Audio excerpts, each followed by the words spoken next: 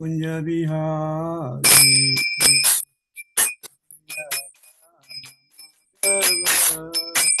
Jaya Kunja Bihari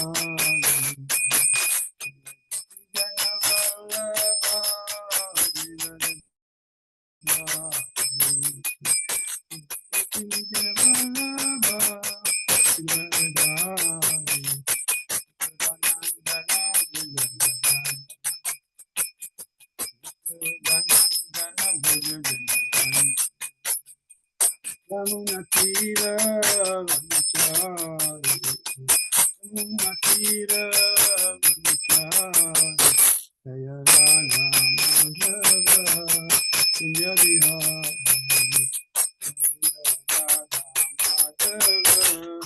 Jaya Kunja Bihari Hare Krishna Hare Krishna Krishna Krishna Hare Hare Rama Rama Hare Hare Jaya Madhava Jaya Kunja Bihari Jaya Radha Madhava Radha Madhava Radha Jaya Radha Gidari Radha Gidari Radha Jaya Jagannath Jaya Jagannath Jaya Bala Giri Govardhan Giri Govardhan Giri Govardhan Jaya Gauranitai Gauranitai Gauranitai Jaya Gauri Gauri Hari Bol Hari Bol Jaya Prabhupada Prabhupada Prabhupada Jaya Guru Deva Guru Maharaj Prabhupada Jaya Shabad Paramahansa Paripakacharya Sima Silavi Divan Gesha Bhaktivedanta Swami Prabhupada Ki Jai Shri Shri Radhagidari Gautha Jagannath Subramanya Ki Jai Giraj Maharaj Ki Srimad Bhagavatam Ki Jai Gaur Prem Haribo all glory to some devotees, all glory to some devotees, all glory to some devotees, all glory to Sri Guru Angara. Reading from Srila Prabhupada, Srila Prabhupada Ki Jai. When Prabhupada heard about George, he took seriously the possibility that George might fully take up Krishna consciousness. Carrying this to his logical conclusion, Prabhupada envisioned a world revolution in consciousness, spearheaded by the Krishna conscious Beatles. It is understood from your letter that Mr. George Harrison has a little sympathy for our movement, and if Krishna is actually satisfied on him, surely he will be able to join with us in pushing on the Sankirtan movement throughout the world. Somehow or other, the Beatles have become cynosure of neighboring European countries and America also. He is attracted by our Sankirtan party, and if Mr. George Harrison takes the leading part in organizing a huge Sankirtan party consisting of the Beatles and our ISKCON boys, surely we shall change the face of the world so much political harassed by the many of the politicians. For the London devotees, George's friendship heightened the excitement of Prabhupada's coming to London. Now that a world-famous personality was waiting to meet Prabhupada, they felt perhaps they had another way to please him and to make preaching in London a success. George, by his association with Krishna consciousness and by dint of his own spiritual evolution, began to express his devotion to Lord Krishna in his songs. Reading Prabhupada's Bhagavad Gita as it is, he could appreciate the superiority of the personal conception of God over the impersonal. Guru Das showed George the verses in the Gita where Krishna says that he is the basis of the impersonal Brahman. George liked the concept of Krishna consciousness, but he was wary of showing exclusive devotion to Prabhupada and Krishna. The devotees therefore dealt with him accordingly so as not to disturb him. Srila Prabhupada Ki Jai, George Harrison Ki Jai. Thank you so much. So I'd like to welcome everybody again to this morning Srimad Bhagavatam class. Today the weather is not very favorable, but we can at least delve into the warmth of Srimad Bhagavatam. So Today we are reading from Canto 5, Chapter 4, the glories or the characteristics of Lord Krishabdev, and we are doing verses 18 and 19. This is the end of the last two verses of this chapter. So this is the verse today. Before we start the verse, I'd like just to appreciate Srila Prabhupada's contribution to our spiritual evolution. Has it not been Srila Prabhupada, we won't be sitting here today. Great contribution to open up the Vedic literature, especially Srimad Bhagavatam, Bhagavad Gita, and Chaitanya Charitamrita for the public. Fallen people like me, and also slightly get a taste of appreciating such a vast literature. So Srila Prabhupada ki jai. And I'm also doing this service to Srila Prabhupada movement for my own purification. If there are any errors or misgivings, please come forward to point it out. We can rectify it. So I'm seeking all your blessing before attempting this Srimad Bhagavatam class today. So Prabhupada ki jai. Today's verse is, here is in the verse, Srimad Bhagavatam, Canto 4, Canto 5, Chapter 4, verse 18. Before we start this one, Om Namo Bhagavate Vasudevaya. Om Namo Bhagavate Vasudevaya. Om Namo Bhagavate Vasudevaya. Narayan Nushkatam Dharam Chaiva Narottamam Devim Saraswati Vyasam Tato Jadadaryat Nastaprayastu Bhadresu Nityam Bhagavata Sevaya Bhagavati Uttam Sloke Bhakti Bhakti Ahitaki. So today's verse is in a prose form, so we will not be able to recite as we do in a rhythmic fashion. So we'll just read the Sanskrit, and then we can go forward from there. I'll try my best. It's a pretty demanding verse here. Okay. Bhagavatasya meshana parirakshayamana etasmin varse na kaschana purusho vanchati avidyamanam ivatmano anyamat kathanachana kim kimapi karshid avekshate bharatari anusha vanam vijambhita sneha aitishayam antarena. Anybody would like to try? Thank you. Krishna Prabhuji, I am also reading. Thank you. Bharatarshobhena puridakshamano etasmin varshena kaschan purusho vanchati avidyamanam ivatmanor anyasmat kataschan kimapi karhichit avekshate bhartari anushavanam visrimbhit snehotishayam antarena. Hare Krishna. Anybody else would like to know? Hare Krishna Prabhuji, Dandavat Pranam. Thank you, Madhi. ভগবতর্ষভেন পরিরক্ষমান এতস্মিন বর্ষেণ কশ্চন পুরুষ বাঞ্ছতি অবিদ্যমানম ইবাত্মন অন্যস্মাৎ কথঞ্চন কিমপি অর্হিচিত অবেক্ষতে ভর্তরি অনুশবনম বিজৃম্ভিত স্নেহাতিশয়মন্তরেণ. Hare Krishna. Thank you so much, Madhi. Okay. But there we are doing two verses, so we'll go to the word by word synonyms. So we can do the synonyms, please. Anybody would like to read the synonyms? Okay, I'll do the synonyms. Bhagavata, by the Supreme Personality of Godhead. Isha Rishabhena, King Rishabha. Parirakshayamane, being protected. Eaters mean on this verse planet. Na, not. Kaschana, anyone. Purusha, even a common man. Vanchati, desires. Avidyamanam, not existing in reality. Eva, as if. Atmana, for himself. Anyasmat, from anyone else. Kathan, Kathanchana by the means. Kim, Kimapi, anything. Karshishit at any time. Avikshate, thus care to see. Bharatari, towards the master. Anusamanam, always. Vichambhita, expanding. Snehe, atishayam, very great affection.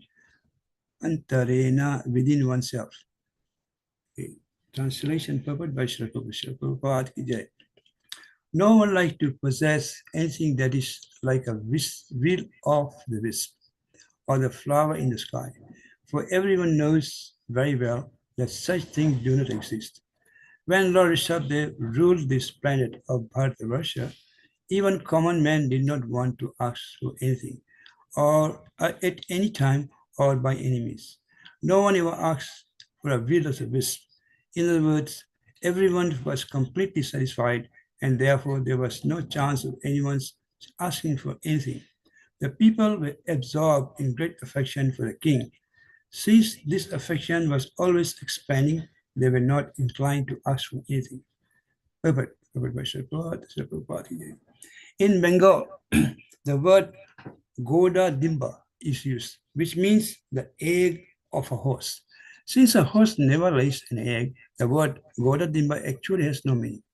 In Sanskrit, there's a word Sha Pupsha, which means the flower in the sky. No flower grows in the sky. Therefore, no one is interested in asking for a Sha Puspa or Goda Dimba. During the reign of Maharaj Rishabdev, people were so well equipped that they did not want to ask for anything.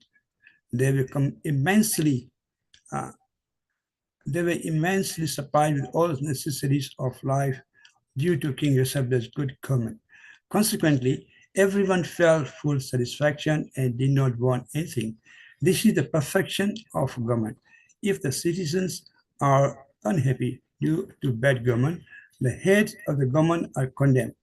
During these democratic days, monarchy is disliked by the people. But here is an example of how an emperor of the whole world kept all the citizens fully satisfied by supplying the necessities of life and following the Vedic principle. Thus, everyone is happy during the reign of Maharaj Rishabdev, the Supreme Personality of Godhead. Namo Vishnupadaya Krishnapadaya Bhutale Srimad Tamal Krishna Goswami Tinami. Namo Vishnupadaya Krishnapadaya Bhutale Srimad Bhaktivedanta Swami Tinami. Namaste Saraswati Devi Gauravani Pishani Vishesha Srinivadi Krishna. So, we are coming to the close of this chapter. Chapter 4 of the fifth canto, and the chapter head is headed the characteristics of Rishabdev. Just like to recap a little bit on this chapter. So we've been reading previously. We saw that in chapter 3 we have the this is the genealogy of King Priyavrata. So King Priyavrata, he had his wife, Vishmati, was a daughter of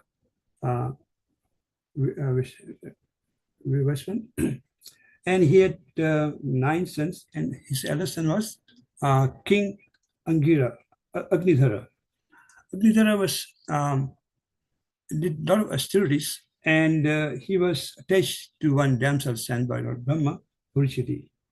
And because King Agnidhar was so attached, eventually he took the birth as a woman. And this is another example we can see previously from King Parashivarash in the previous chapters. He also was attached and became a woman the next life. But there was one good outcome, that he gave birth to 9 sons, and his eldest son was King Nabi, who with his wife Meru Devi, that great austerities to obtain a son like the Lord himself. They performed great austerities, and then did a very big yagna with the assistance of his priest, and the Lord became so um, so happy with the austerities and yagna of the King Nabi that he personally came to the yagna. It is said in the previous chapter, the Lord was not so pleased with the offerings in the yagna and the capacity and the intensity of chanting and the mantras, but he was very happy with the devotion of uh, King Nabi. So because of that, he benefited himself a son like him. But there can be no two, so the Lord cannot become someone. Lord cannot send somebody who is son like him. So he himself appeared as the uh, son of King Nabi and Meru Devi. So in this chapter, we've been seeing the appearance of King Nabi, King Rishabdev, the son of King Nabi and Meru Devi was Rishabdev. We have seen the characteristics, the great characteristics of King Rishabdev. So in today's verse, we see that there are three main points. The point of verse 18, it says the wheel of the beast. And then it says, Prabhupada explained the perfection of government. What do you mean? What is the criteria for perfection of government? And then Prabhupada criticizes and compares the democratic type of government with the monarchy type of government. And then why the king performed all this yajna, what was the purpose of the king's. In the next verse, verse 19, we will go later on. We can maybe we can share verse 19 so we don't have to go back. We'll just read the Sanskrit. Okay, I'll read the Sanskrit synonyms and the translation. There's no purpose. So verse 19, it says, Sa kalachit atmano bhagavan Isabo brahma varta gato vrasashi pravara sabhyam prajanam nisamayantinam atmajan avahita mana prashraya pranaya bhara surya trinam api upashi kashayam iti hovacha. Synonyms, if you can bring it up, please. Hare Krishna. Okay. Sahi, kadachid once, atmana, while in our two, Bhagavan, the Supreme Person of Godhead, Shiva, the Lord Rishabh, Brahma Varta Gata, when he reached the place known as Brahma Varta, identified by some as Burma and by others as near the place near Kanpur, Uttar Pradesh. Brahma Rishi Pravara Sabhyam in a meeting of first class Brahmana. Rajanam, while the citizen, Nisamayantinam, we're hearing, Atmajan, his son, Avahita Atmana, attentive, Prasaya, of good behavior, Pranaya, of devotion, Bhara, by the abundance, Su and Yantrichan, well controlled, Api, although, Upakshayam, teaching, Iti, thus, certainly, Vacha, say, translation. Once while touring the world of Rishabdev, the Supreme Lord reached a place known as Brahma Vartha. There was a great conference of learned Brahmanas at that place, and all the king's sons attentively heard the instruction of the Brahmana there. At that assembly, within the hearing of the citizen, Rishabdev instructed his sons, although they were already very well behaved, devoted, and qualified. He instructed them so that in the future they could rule the world very perfectly. Thus he spoke as follows. Perfect. The instruction of Lord Rishabdev to his sons are very valuable if one wants to live peacefully within this world, which is full of miseries. In the next chapter, Lord Shabdev gives his son this valuable instruction. Thus, in the Bhaktivedanta purpose of the fifth canto, first chapter of the Srimad Bhagavatam entitled The Characteristics of Shabdev, the Supreme Person Godhead. Okay, so I will go back to the verse 18. So, okay, there are three main points, as I mentioned, in this verse.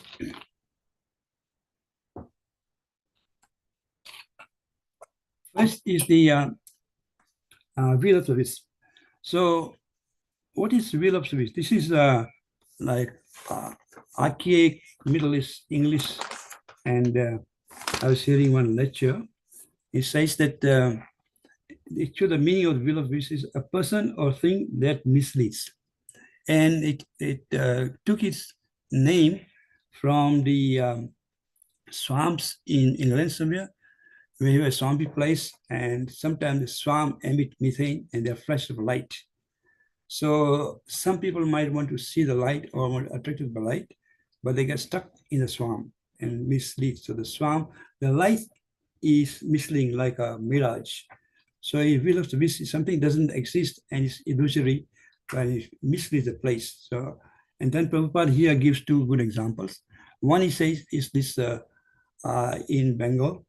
This is the horse's eggs. Horses don't lay eggs, so it's absurdity. So it's just then, and then the other one's Karpuspa. Karpuspa is something in the sky. Well, flowers in the sky. The sky don't have flowers, so it's absurdity, it's illusion. So in the same similar way, the subject is explaining that this material life is an illusion. It looks like a bit of flesh, like a swamp, there's a methane gas, and you have lighting, or somebody might, there's a flower in the sky, or there's water in the desert, like a mirage. This is an illusion. It's not, misleading. So the whole idea of material life is an illusion, is misleading, and one should not be attached to it. Then Rishabh explains in this verse, Sukdev Goswami explained to Parishit Maharaj that the government of Rishabdev was so well organized that all the people were completely happy. No one want anything. I mean, just imagine we have a praja or people of the citizen of the particular country. They are so completely happy with the king or the head of the government. They don't want anything. They don't want. They are completely satisfied at any time or anywhere. They love the king. They were so absorbed in the love of King Rishabdev, they felt completely satisfied. Thus, this is what we can this is what we can call the qualification or of how to judge a government.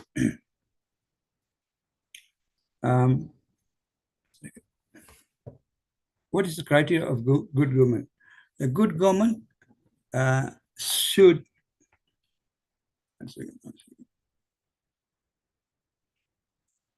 I'm just going out of space. A good government should be such that it should satisfy all the citizens. The citizens should be completely happy and they shouldn't ask for anything else. Compared to current government, we can see that there are so many people are happy. They are doing unnecessary violence. They are under social stress, under depression, and the government is trying to help them piecemeal by providing them some money or some other benefits to carry over their miseries, but they're not satisfied. Every country in the material world is going through this. But here, we can see the Rishabdev government was extremely effective, with the citizens were well looked after and they did not want anything at any time or any place. So the criteria of a good government is that all the citizens should be fully satiated, fully happy. If that is the case, then we can see the government is extremely successful in their mission. So why would we say that that government, the people were extremely happy? Then we had to look at the characteristics of Rishabdev. In the previous verse, we saw the Rishabdev followed the Varnashrama dharma very, very minutely. Although his father went away early and gave him the kingdom, he still went to Gurukul. Just imagine a prince with his incarnation of God who already knows everything. He knows all the mysteries and mystic yoga. Still he went to Gurukul and accepted a spiritual master. And after spending time in the school, he took the Grihastha ashram, married his wife, and then Jayanti, and then he had 100 sons, and then he became a great ruler. So here we can see that the head of the government is setting an example. He is leading by example. What he preaches, he is doing it. So if somebody does that, his order become very effective. Whatever he says just happens because he's personally showing the way how to do it. He's leading by example. You know, in the material we say, walk the talk. And here we can see the king was exactly doing this. In the previous verse, we saw that King Rishabdev was governing very effectively, and he cared for his citizens like a mother will care for his children. So, and he was so attentive to the needs of the people that once there was a drought and King Indra became envious of his greatness, and he withheld the rains. But what did King Rishabdev do? He just smiled and just created all this wonderful rain by his own mystic power. And we flooded the whole kingdom with very nice rain. Everything was supplied very, very abundantly, and the people became very happy. So he was not controlled by external forces like King Indra, but he himself was a great devotee king, and also was incarnation of God. But he did not want to show his incarnation. He was living an exemplary life. So we can see in the next chapter, instruction of King Rishabdev, how he instructed his son to become great kings because he himself was following this instruction himself. So for a king to be effective, he not has to be a great authority, a great leader, and a great personality, but he has to lead by example. This is what King Rishabdev did, and his citizens became extremely happy. The example of such another kingdom we can compare is the kingdom of Lord Ramchandra. In Ramachandra's time, he was extremely loved by the citizen, and everything his citizen became extremely happy, and he said that no one died immaturely. And when they want to die, they just took, as time came, they left without any hankering. The rain came in the night, and everything was, all the agriculture produced in a profusely. No one went hungry. There was complete justice. When we know the story of the dog complained that one priest was mistreating him, and Lord Ramchandra took step to rectify this. So there was complete justice. Environment was very conducive for crops and produce. Everything was supplied abundantly, and people lived completely sinless life. Everything was sinless. It says in the Shastra that the head of the government gets 1/6 of the good pious activities and 1/6 of the impious activities. So when there's complete piety, people living according to the laws of the Vedas, then the king automatically gets 1/6, and he also advances head of the kingdom, automatically advances spiritually and materially, and vice versa. When there's a lot of sinful activity, like we have seen in this country and other countries. People are living so impulse activities, carrying out so impulse activities, sinful activities. The king or the head of the government also get 1/6 of these activities. So he become entrapped in so much material karma. So we can say now this in some countries where the Krishna consciousness is taking very increasing very fast. Some effect is coming. Governments have become more conducive to spreading the Vedic culture, and where this is not happening, we have sort of reaction in terms of environment problem, tsunami, earthquakes, and social pressure. So many issues are coming up. So here, in Lord Ramchandra's time, people are completely happy. They did not work long hours, they didn't have to pay loans or work long hours or go on a motorway, rely on petty issues of the government, not getting good justice. So these are very competitive kingdoms, Lord Prasada's governance of his citizens and Lord Ramchandra's governance of his citizens. So this way, great Rajrishis, when the Rajrishis, they are trained from the beginning. They go to Gurukul, they are under the instruction of a very advanced spiritual master or Acharya, and they perform great austerities before they take up the Grihastha life and the Kshatriya duties of ruling the kingdom. So they were already trained from the beginning. So they are able to govern very nice. So some of the examples of great Rajrishis we can see from the Puranas and also from Vedas is King Prithu. King Prithu is the epitome of the emperor. Then we have, of course, Lord Ramchandra is there, Lord Sabdev is there, King Dhruva, Udhishthir Maharaj, Janak Maharaj. They are all Rajrishis because they have followed this Varnashrama system, and everything became very conducive for materially and spiritually for the citizen of their country. So unless one has this culture of Vedic culture, whereby everyone is trained properly, situated properly, and they are not doing any sinful activity, the country will progress very, very nicely. So next point here, and Prabhupada goes on, we just discussed the perfection of the government, what constitutes a perfect government. Then Prabhupada, in this verse, creates, mention the people at the moment, a democratic government, they are more inclined towards democratic government as against monarchy government, monarchy way of governance. So there are pros and cons, but best part we have seen from historical evidence, best part is the monarchy, where the monarchy is perfectly trained and is advised by very advanced Brahmins how to rule the kingdom, then everything becomes very auspicious.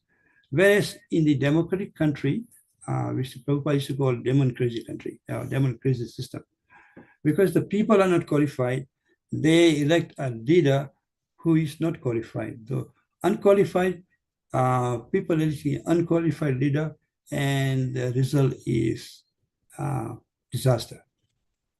So people are not qualified, and the leader is not qualified. So it's just like the blind leading the blind. So I was looking at what are the main issues of the current material world, how what the government, democratic government thing are the main issues or main problems of the material world, and how they are able to are trying to overcome it. One of the main points, I was looking at the internet, and says the major world problems is a climate change, shifting weather pattern, rising sea level, okay, gender equality, availability of education, jobs, etc., to the other genders, water scarcity, poverty, education, healthcare, corruption, mental health issues, violence, wars, drugs, human rights, pollution, and the list goes on and on. All these are result of mismanaging the government, because the government, the leaders are not trained and we are going to have these issues. So what is the solution? One is to institute the Varna Ashrama Dharma. In the Varna Ashrama Dharma, the goal is set to please the Supreme Lord. Haritosam, Samsid Haritosam. This is the goal. If somebody understands that the whole civilization, the earth and the people and the living entities, the one purpose is to serve and satisfy the Supreme Lord, Samsiddhi Haritosanam. If that becomes a goal, then everything becomes auspicious. Why is that? Because one should know everything belongs to the Lord. There's nothing belong to individual person or a nationality or a particular race or religion. Everything comes from the Lord. We know from Bhagavad Gita, everything is emerging from the Lord Himself. Everything belongs to the Lord. Unless we use everything in the satisfaction of the Lord, whatever the sort of governments we going to install, rules and regulations is not going to work. So this peace formula is given in Bhagavad Gita, in chapter 5, the last verse. And this is Prabhupada say, this is the peace formula. Bhaktanam jina tapasam sarvalokamayaswaram svardam sarva bhutanam yatpamam santi uchati. Translation by Srila Prabhupada. A person is full consciousness of me, knowing me to be the ultimate beneficiary of all sacrifices and austerities, the supreme Lord of all planets and demigod, and benefactor and well-wisher of all entities, attains peace from the pangs of material miseries. So these are three things Prabhupada explains, Lord Krishna explained to Arjun Maharaj, how to attain peace. Well, first thing is Bhaktam Jatapasam. And then he says Sarva Loka Maheshwaram. Lord Krishna is the Bhakta, is a beneficiary of all yajna, and all the tapasya. Everything should be given to him as offering to please him. Although Lord Krishna is complete himself, is Atma Rama, he doesn't need all this, but he's asking us to do this for our own purification. It's like a child of a very rich father. If the father gives a small child some money and the child buys a chocolate and he gives to the father becomes very happy because the child is not selfish, trying to share his small material thing with the father out of love. So the main ingredient is love. So similarly, Krishna does everything, but when we offer him his own things out of love, Krishna becomes very happy because he knows this living entity is reciprocating with me. Everything belongs to me, but he's giving this out of love. So this is when Bhaktan Tapasam. Everything should be done, all the yajna and tapasya should be given to the Lord himself. Then he says, Sarva Loka Maheshwaram. Everything belongs to Krishna. Sarva Loka Maheshwaram. He's the Lord of everything, Maheshwaram. All the planets and everything belongs to him, and it is his property. We should not use this without his permission, or if we use it only for his benefit. Then the third is this, Swadam Sarva Bhutanam. He is the friend of all living entities. He is within us. He's the closest friend within the Paramatma, is residing in the heart, closest to the Jivatma. And he's the closest heart. And he's Swadam, he's well-wisher of all living entities, not only human beings, but all living entities. So somebody realizes that Krishna is the best benefactor and well-wisher, then the mind of the living entity will change. So if these three things are understood and applied, that Krishna is the beneficiary of all the yajna and tapasam, he is the Sarva Loka Maheshwara, everything belongs to him, and he's the best friend and benefactor of all living entities, then peace will come. By all this piecemeal legislation, nothing going to work. Because all these points, drugs, human rights, mental health, violence, pollution, is basically coming from the living entities' emanation towards the Lord in terms of greed, lust, illusion, ego. If these things are not addressed, then there will be no peace. Then the living entity will not understand that everything belongs to the Lord. So this is a peace formula. I was listening to one episode of His Holiness Radha Swami. One time he was transiting to the airport, and one of the minister in charge of pollution control in a government, in a big government, approached Maharaj and said, Swamiji, what you doing? You're doing all this chanting and reading and lectures. That's not going to help. Look at the state of affairs of the world. So much pollution, so much eminency, so much mental problem. What you doing about this? And Maharaj was quiet for a while. And the Maharaj told her, this minister, he says, all these things are happening because there's a pollution in the heart. Lust, anger, greed, illusion, which cannot, if you do not take care of that, which is the root cause, all this will happen.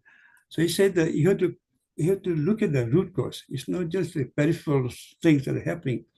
And if you look at the root cause, you address the root cause, then everything becomes auspicious. Everything will be taken care by itself.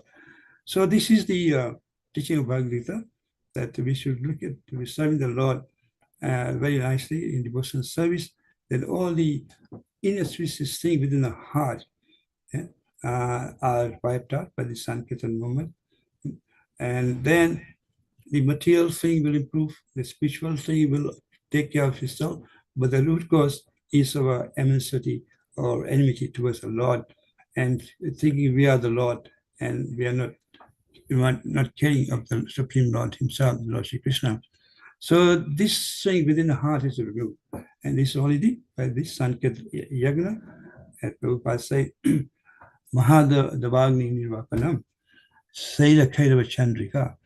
This Sankirtan movement can extinguish the fire of huge fire of material existence. This whole fire is going on from time immemorial. And unless the Sankirtan movement, this fire will not go out.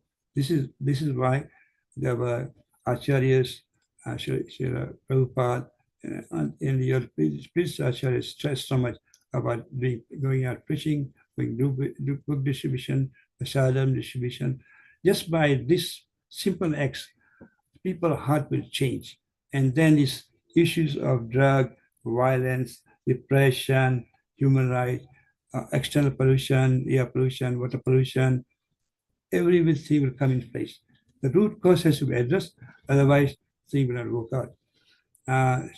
So people explain the root cause, just like somebody has a boil, and the boil is very, very painful. So somebody just blows air or fans the boil.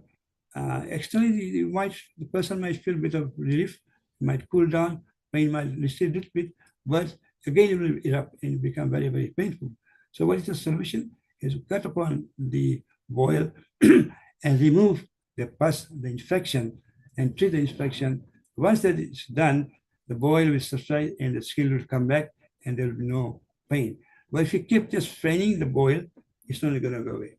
So similarly, Prabhupada is saying that the Vedic literature is saying this problem is emanating because within the heart, because of our anxiety to Lord over everything, because of greed, lust, illusion, forgetfulness, anxiety, and laziness. So because of this, these are coming. And here, so Rishabda, Lord Rishabdev is giving examples of how the everybody, the citizen and the country can be run, where everybody can be satisfied. So these are the three main points of this verse 18. Now we'll go look at verse 19. Now verse 19 is the last verse of this chapter. And before Lord Rishabdev instructs his sons, the 100 son, and give a very, very instructive discourse on what is human life meant for, how to give up sense control, and how to rule the world. This verse is just a prelude to the upcoming 5th chapter on instruction of Rishabdev. So in this verse, we see that King Rishabdev is storing the world with his 100 sons. It's very important duty of the head of the state or the king or the emperor to actually know what's happening in his kingdom. It's not only relies on his advice or the information of his ministers, but he personally visits, travels through the world, sometimes incognito, to see what's happening. Like when you see Lord Ramchandra also did this to actually learn firsthand what is the state of affairs of his kingdom. So here we can see the king is not going incognito, but he's touring the world with his 100 sons. Then he comes upon a conference of very pious and advanced Brahmanas who are discussing many instructions. And the amazing thing is this, the king and his 100 sons listen to them very attentively. And they show that here Rishabdev is also setting the example that how we should approach Brahmanas who are very learned, and how one should give full attention and listen to very attentively to get the full benefit. Then what happens? The other sons, the 100 sons of here is mentioned in this verse. All of the 100 sons of King Rishabdev very well behaved, extremely well behaved. They're very, very qualified and very, very educated and learned. Still, they obey their father and then listen to the Brahman very attentively. So very good example, because they were well trained. In spite of they did not have the ego, oh, I know more than this. Why I need not listen to these people. I'm only very advanced. I don't have to go and sit down or listen to it. Yeah, out of great humility, they sat down, listened to this counsel of the Brahmanas. Very good example. And then what happened? After this, King Rishabdev started instructing his 100 sons in hearing of the other people. So it was not like linked secretly. He wanted to let the people know what he's teaching his 100 sons. And then in the next chapter, we will see very, very exemplary instructions, very beneficial instruction and guidance by Rishabdev to his son, to his 100 sons. So here we see the Rishabdev is instructing his 100 sons in hearing of the other people. So one might say, what's the use? They were all very learned and they did not do this. But here in the end of this, in this purpose, Prabhupada mentioned, he was instructing his sons that in future they're going to be the kings, and they had to know what are the guidelines, what is the purpose, how to rule the world very effectively. So the end point is that all the citizens become extremely satisfied and no one wants anything else. So he's setting the scene for the next. And then he might be saying this, but what is the other reason for instructing in public? We can see that Prabhupada mentioned that not only instructing his son for future ruling of the world, but also for the general public and also future people. So we see in the end of Kurukshetra, Bhishmapita is instructing Yudhishthira. Yudhishthira was also a great king, and he was very pious king. Lord Krishna instructed him, but Yudhishthira was not quite convinced because he was feeling the pangs of the war. He was feeling guilty that so many people have been killed. So Bhishmapita, who was lying in a bed of arrows, it was the end of his life, he instructed Yudhishthira Maharaj in the governance of the country. And similarly, we see here that Maharaj Rishabdev instructed his 100 sons in view of the public. So not only they learned the guidance, although they were already well known, but just to reiterate the main guidelines, but also the public and for future kings.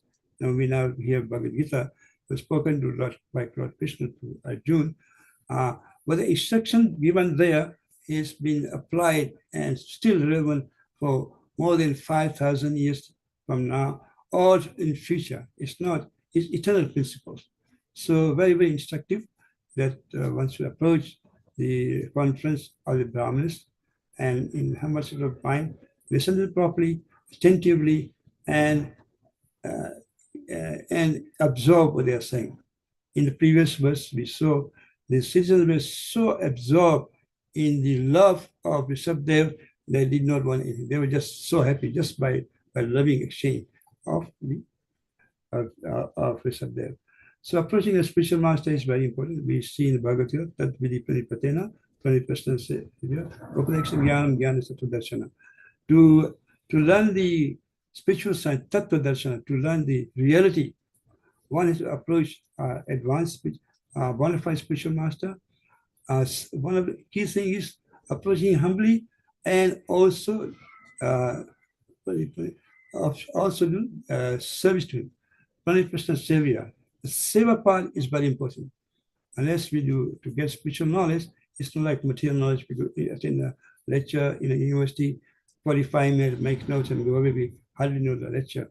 We don't serve the teacher. But here, to get spiritual knowledge, Divya, to get the spiritual knowledge, Tattva Darshana, one is to approach the spiritual master in a humble state of mind, serve him and ask him questions in a humble, not in a challenging way. So these are three main components: approaching humbly, attentive hearing, and doing seva. Unless one does that, the person will not get the Tattva or the spiritual transcendental knowledge. So here we can see the Rishabdev, Shakti's 100 sons, and the Rishabdev sons are listening to him in this environment, very politely, very humbly. They're doing seva, attentive hearing, and abundant. So when the Rishabdev become, or the spiritual master become very happy, and then from his heart, he can transfer his knowledge to the disciple, because the spiritual master become very happy with the service of the Lord. So it's very important to serve the spiritual master in that mood, as we have seen here, Rishabdev doing for his sons. This is a one example why the seva is so important to get the Tattva Darshana, to get the spiritual knowledge. We see example given by the spiritual master of Srila Prabhupada, with Srila Bhaktisiddhanta Saraswati Thakur Maharaj. He was extremely very learned and very exemplary. The one time one great politician and a big scholar came to him to ask for some clarification of some of the scriptures, because Srila Bhaktisiddhanta Saraswati Thakur Maharaj, Prabhupada was very versed, and a big scholar, this scholar wanted to inquire from him some very intricate issues, the scriptures he was reading, he was not able to understand. So he approached Bhaktisiddhanta Saraswati Maharaj Thakur Prabhupada and asked him if you can clarify these questions. So Srila Prabhupada, Bhaktisiddhanta Saraswati Maharaj listened to him, say, okay, I'll answer this, but at this moment, just see if you can help my Pujari. He's doing the DT paraphernalia. If you're just going to help him, you come back and we can discuss this. And this person was very humble. He immediately took this instruction with heart, and he went to the Pujari and started helping him cleaning up the DT paraphernalia. And while he was cleaning this, all the problem he was facing, the things that were confusing him or were not clear to him from spiritual point of view, everything became clear to him. So then after this service, he came back to Bhaktisiddhanta Saraswati Thakur Maharaj Prabhupada, and Prabhupada, Bhaktisiddhanta Saraswati Maharaj asked him, so what are your questions? Let's discuss. And he said, Maharaj, one thing, amazing thing happened to me. All these things, they were confusing me. I had this doubt, and I didn't have any clarification. While I was doing this service, everything became manifest in my heart, everything became cleared up. So Srila Prabhupada, Bhaktisiddhanta Saraswati Maharaj explained the seva, Pranipasana Sevya Upadekshana Jnanam. To do a seva, only by doing seva, devotional service with pure heart, with love and devotion, all these very difficult concepts, Vedic studies will become manifest in the heart, and the devotee can, disciple can easily realize these truths within the heart. So seva, approaching a spiritual master, is very, very important. So let's summarize, the time is running out. So we discussed today in verse 18, the wish of the wish concept, that wish something which is unreal, the material world is unreal. If we chase after illusory things, there will be no happiness. And then we listen. Srila Prabhupada made a point that the head of the state, by his good example, for the Vanasa Dharma, he satisfies his subject to such an extent with loving exchange that they become completely happy. And the subject are completely happy, they don't want anything else, because the love of the emperor or the head of the state, that is the crux or the success of his governance. And Prabhupada mentioned the difference between the democratic system and the monarchic system. Monarchic system is superior if the king is himself a Rajarshi and following the six of guided by the Brahmanas. And in this last verse, the end of the chapter, we saw that the head of the department, the emperor, has to tour the world to find out firsthand what is happening in his kingdom, and the instruction of the father Rishabdev to his sons were done in a very amenable situation and in the public, and the guidance was very informative and set the basis for governance of the world for future. So there was a public discussion and the setting the guidance for the sons and also setting example of future kings to follow. So these are some important points from today's verse. And then we discussed, and towards the end, the how to approach the spiritual master, get the Tattva and the peace formula. Everything belongs to Krishna. All austerities, tapasya should be given to him. And because Krishna is the closest friend and well-wisher, if you do this, then peace will come. If there's no peace, all this peripheral problem will become prevalent because we are not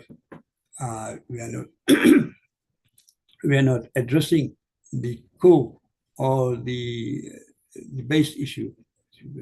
If the root cause is not addressed, then this thing will proliferate. So thank you for giving this opportunity to discuss these two verses today. And the next verses coming up from tomorrow are very, very important chapter, extent of Rishabdev. So we're looking forward to that. So thank you very much. Hare Krishna. Anybody any clarification, reflection, please come forward. We got a few minutes. Thank you, Hare Krishna.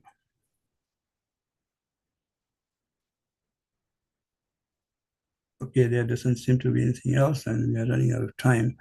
So Hare Krishna Prabhuji, Dandavat Pranam. Thank you thank you, very much for the very nice class and very elaborately explaining both those two verses and its perspective and its importance to all of us.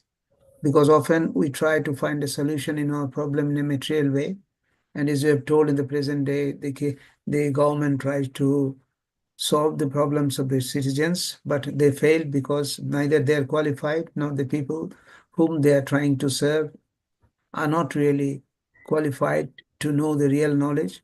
And because of the real knowledge, because of absence of the real knowledge, they cannot do any benefit to the people. And ultimately, as Prabhupada has told, one has to go back to the God for his advice and the system the Lord has introduced. And once we obey that, we have that knowledge and we have love for the God, automatically the knowledge is revealed to our heart and we find a solution to most of our problems. But we are not interested to do that. I mean, the most of the other people in the present age. So the problem continues and it is unabated. So we have to change our goal.